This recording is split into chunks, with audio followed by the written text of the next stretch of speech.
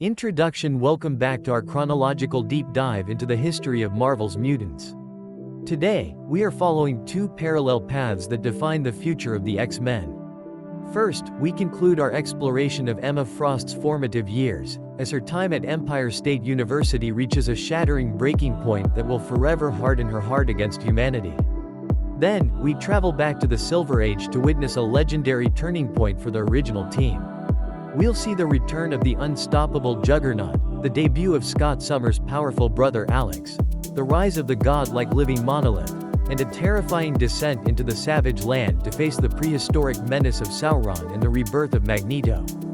From the intellectual psychological warfare of Manhattan to the prehistoric dangers of the Antarctic, the mutant struggle is reaching a fever pitch. Let's jump into the action with Emma Frost Issue 12.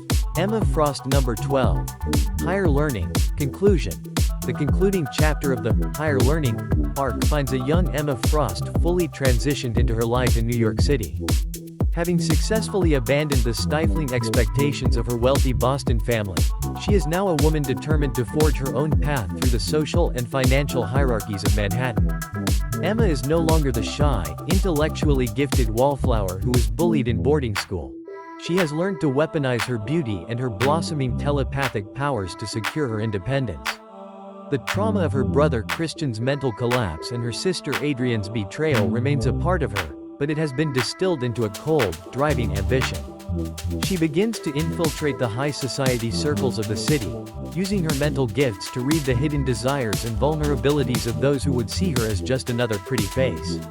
The story focuses heavily on the moral erosion that accompanies Emma's absolute psychic awareness.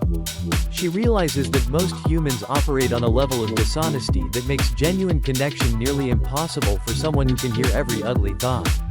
As she manipulates stock prices and secures a comfortable living, she effectively burns the bridges back to her childhood home, resolving to build an empire where she is never again a favorite nobody. She even manages to neutralize her father's influence when his business reaches out to her, proving she has learned Winston Frost's lessons of ruthlessness all too well. As the issue reaches its climax, Emma's transition from a victim of her family to a predator in her own right is complete.